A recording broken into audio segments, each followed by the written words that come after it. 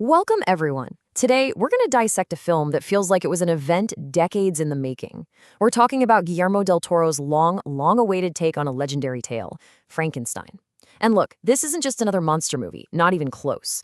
This is a project he has dreamed of his entire life, and you can feel it. It really is the culmination of a career spent exploring the beautiful and the grotesque. So let's get into it. Okay, so first things first, we've got to do a little mental reset. For almost a century now, when you say Frankenstein's monster, one image pops into your head, right?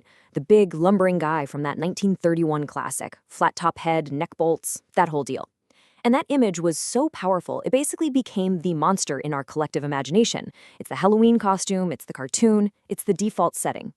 But this film is here to smash that default setting. It's asking us to forget everything we think we know and meet this creation as if it's the very first time. So here's how we're going to break this all down. We're going to look at how it totally reimagines the classic monster. Then we'll dive into Del Toro's signature vision, which is just all over this thing. We'll get into the core performances, which are just incredible. Talk about some of the film's flaws, because nothing's perfect. And finally, we'll try to uncover the deep, profound meaning at its heart. Right, so starting off, what exactly is this movie? Is it a remake, a reboot? It kind of feels like one of those, but the answer is actually way more specific. And honestly, it's the key to understanding this whole project. Here's the most important thing you need to know. Del Toro didn't remake the 1931 movie.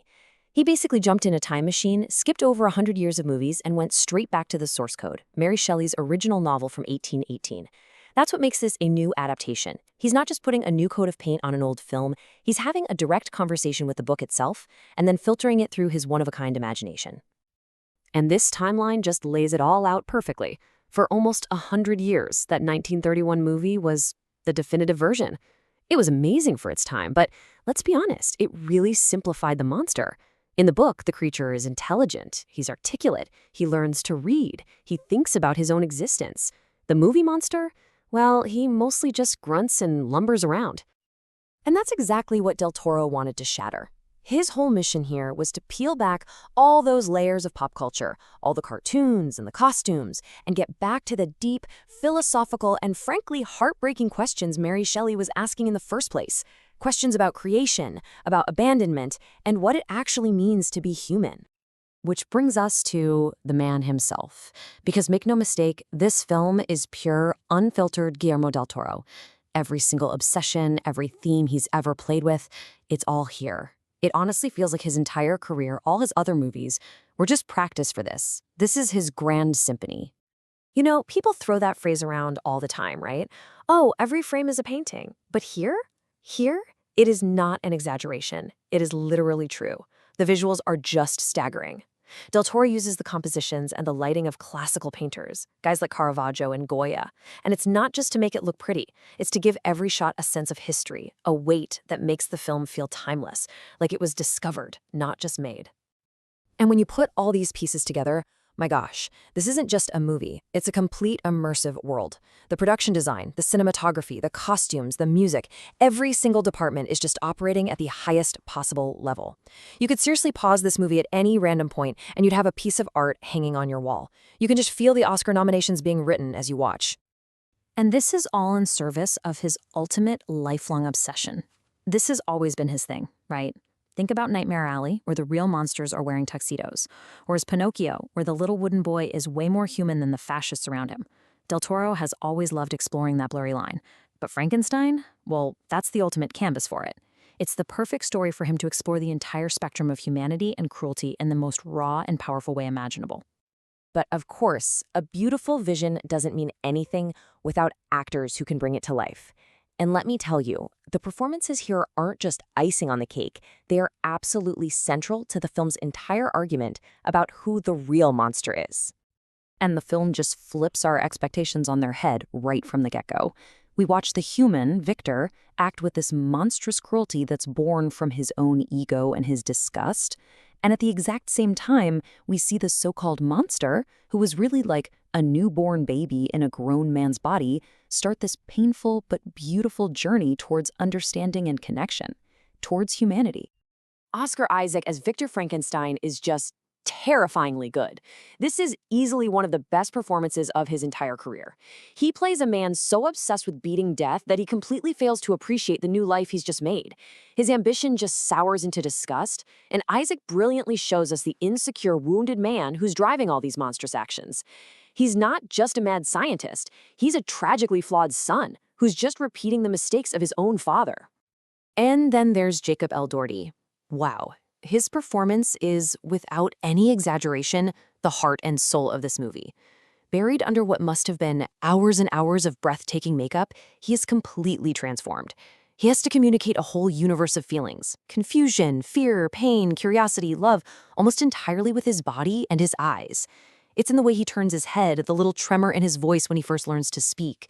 He carries the entire message of the film on his stitched-together shoulders.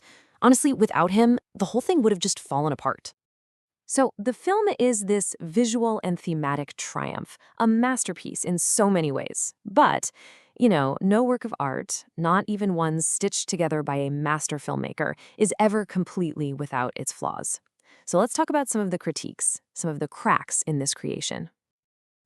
It is so rare to watch a movie that's 2.5 hours long and walk out wishing it was longer, but that is exactly what happened here. The film is so rich, so compelling, that its biggest flaw is that it just doesn't give itself enough time to unpack all of its incredible ideas, especially when it sprints towards the finish line.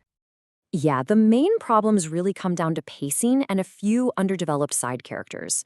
So you get these two masterful hours, about an hour for the creator and an hour for the monster's journey, and they are spectacular. But then the final act, when their paths finally cross again, feels like it's in fast forward. Everything happens so quickly that some of that emotional punch that was built up so carefully just gets a little bit lost in the rush. A perfect example of this is Christoph Waltz's character. He's a new invention for the movie, and he's there to solve a tricky plot point from the book. And for a while, it works great. But then his motivations start to get really illogical and contradictory. He does one thing that serves the plot, but it completely betrays the character we thought we knew. It just leads to this narrative dead end that feels really unsatisfying. And something similar happens with the bond between Elizabeth, who is played wonderfully by Mia Goth, and the monster.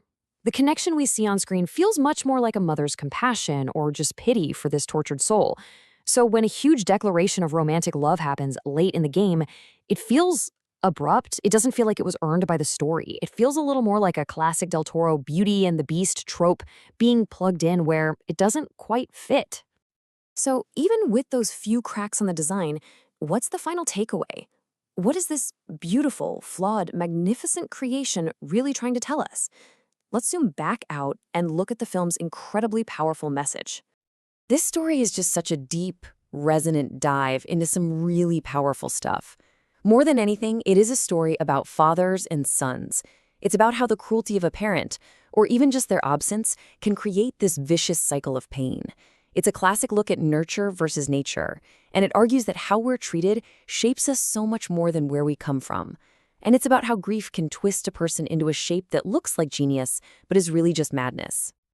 And when you look at it next to Del Toro's other recent films, you realize Frankenstein wasn't just another movie for him, it was an obsession he's been building toward his whole career. It's the thematic sibling to Pinocchio, with its flawed creator and his miraculous creation. And it's a sibling to Nightmare Alley, with its ruthless look at the real monster hiding behind a human face. The three of them together form this incredible trilogy about creation, identity, and darkness. Because in the end, that final showdown between Victor and his creation, it's not really about destruction. It's about acknowledgement. It's about a creator finally looking his creation in the eyes and not seeing a monster, but seeing a reflection of his own failures and his own pain.